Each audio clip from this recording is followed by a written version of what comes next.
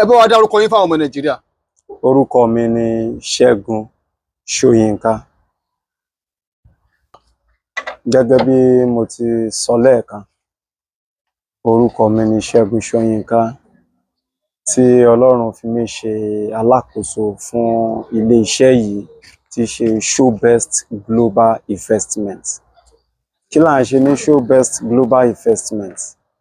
Kò ju rírà àti títà ẹ̀yà ara ọkọ̀ tí ó jẹ́ àwọn ọkọ̀ tí wọ́n jẹ́ ọkọ̀ ńlá tí àwọn Yorùbá máa ń pè ní àjàgbé-ejò. So àwọn ẹ̀yà ara ọkọ̀ yìí, àwọn ni à ń tà ní ilé-iṣẹ́ yìí, tí à ń rà ní ilé-iṣẹ́ yìí.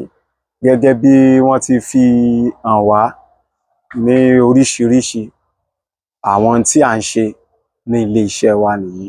Bẹ́ẹ̀ ni a dẹ̀ ń ta odidi ọkọ̀ náà pẹ̀lú, tí í ṣe àwọn tírélà, àwọn ọkọ̀ àjàgbé-ejò. So àwọn tá à ń ṣe nìyí ní ilé-iṣẹ́ wa.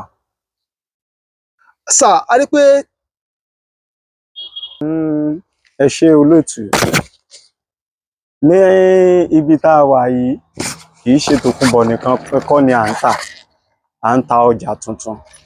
Ṣùgbọ́n gẹ́gẹ́ bí ẹ ti sọ wípé ní àyíká yìí wípé àwọn èèyàn wọ́n prefer tòkunbọ̀ ju tuntun lọ. Tẹ́ ẹ bá wo àyíká náà nínú ọjà, ẹ rí i pé àwọn tuntun pọ̀. Ṣùgbọ́n ó depend lórí èyí tí ẹni tí kálukú tó bá nífẹ̀ẹ́ sí. Ṣé ẹ mọ̀ pé wọ́n ní èyí tó wù mí kò wù ọ́. Òun ni ọ̀pọ̀lọpọ̀ wà tó jẹ́ pé wọ́n gbàgbọ́ nínú nǹkan tuntun pé tí ó bá bàjẹ́ lọ́la, tuntun ni kẹ́ ẹ rà fún mi.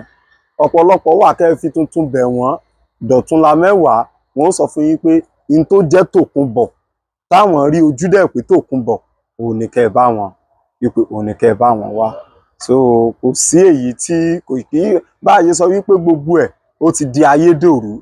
Àwọn part tó jẹ́ tuntun, tó jẹ́ original, ó ṣì wà. Ṣùgbọ́n ọ̀pọ̀lọpọ̀ ni wípé àwọn èèyàn wa nígbà tí wọ́n bá ti rà kan, tí wọ́n ti rí wípé ayédèrú ni, wọ́n kúkú wá nígbàgbọ́ nínú pé káwọn kúkú lọ fún wípé kò wá sí tẹ́ ẹ lè sọ fún wọn wípé èyí tó jẹ́ tuntun náà tó jẹ́ ojúlówó wà, wọn ò ní gbà. Wọ́n á kúkú wò pé ẹ jẹ́ káwọn kúkú lọ fún èyí tá à ń pè ní tòkunbọ̀ gan-an. Ní tó ń ṣẹlẹ̀ nìyẹn. Ibi tí a wà yìí, tá a bá wò ó, tá a bá wojú ẹ̀rọ móhùnmáwòrán wa, a rí i pé jíà ni eléyìí. Àwọn tá à ń wò ńlẹ̀ yìí, jíà là ń pè é. Jíà ní oríṣiríṣi. Ẹ rí cast ẹ̀ wà, alumílíọ̀n rẹ̀ wà, alumílíọ̀n wọn ẹ̀ wà, cast ẹ̀ wà. Ó ní bí ibi tí kálukú wọn ti ń ṣiṣẹ́ àti irú ọkọ̀ tí kálukú wọn tí wọ́n ń ṣiṣẹ́ fún, àti irú àwọn oríṣiríṣi ẹ̀yà tó bá ti kálukú mu, ibi tí kálukú ti lè. Ẹ rí i pé oríṣiríṣi òun ni, ìkan ò jọ̀kan, oríṣiríṣi òun ni, bí ó ṣe rí nìyẹn. Bí ó ṣe rí nìyẹn. Eléyìí ni wọ́n ń pè ní jíà máàkì ni. Jíà máàkì ni. So tó jẹ́ a máa ń pè ní alumílíọ̀n jíà, Eton jíà 10 speed. 10 speed. So àwọn eléyìí Eton jíà la máa ń pè é. Àwọn onícast yìí Eton jíà la máa ń pè é. Àwọn pé ìsọ̀rí tí wọ́n pé bí oríṣi mẹ́rin. Ìsọ̀rí wọn pé bí oríṣi mẹ́rin. Ẹ wo eléyìí, ẹ wo irú eléyìí. Ẹ rí i pé ó ní nǹkan kan lórí bí ìbọn. Bí ìbọn, shooter la máa ń pè é. So shooter la máa ń pè é, bí ìbọn. So ó tún ní àwọn ẹ̀yà míì tó jẹ́ pé irú shooter tiẹ̀ ò ní sí lórí báyìí. Ẹ̀gbẹ́ òun ni shooter tiẹ̀ máa wà. Àwọn irú type irú ẹ̀yà ara èyí tí mò ń sọ yẹn, òun leléyìí. Òun leléyìí. Eton jíà náà ni.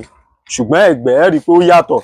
Ẹ̀gbẹ́ ni titi eléyìí wà, ní shooter èyí tó dàbí ìbọn lórí ti bí yẹn, òun leléyìí fi wà lẹ́gbẹ̀ẹ́, òun náà leléyìí. bó ṣe wà lóríṣiríṣi ṣùgbọ́n gearbox òun ni a máa ń pè orúkọ mi ni Ṣẹ́gun Ṣóyínká tí Ọlọ́run fi ṣe aláṣẹ àti olùdarí ilé-iṣẹ́ Showbest Global Investment ní area Ṣágbẹ́ ní agbègbè Ṣágbẹ́ ní expressway ní along Ọ̀yọ́ Ìlọrin expressway òun ni a wà ní àdúgbò tí a wà ìkan lára àwọn ẹ̀ka ọjà bàtà kan òun náà ni ibí yìí jẹ́. Nọ́mbà mi ni 08033699407 08033699407.